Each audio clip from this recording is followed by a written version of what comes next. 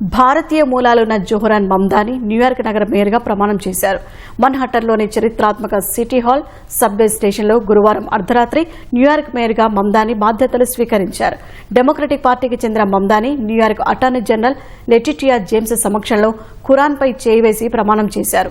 అమెరికాలోని అతిపెద్ద నగరానికి మేయర్ అయిన మొదటి ముస్లిం నేతగా చరిత్ర సృష్టించారు.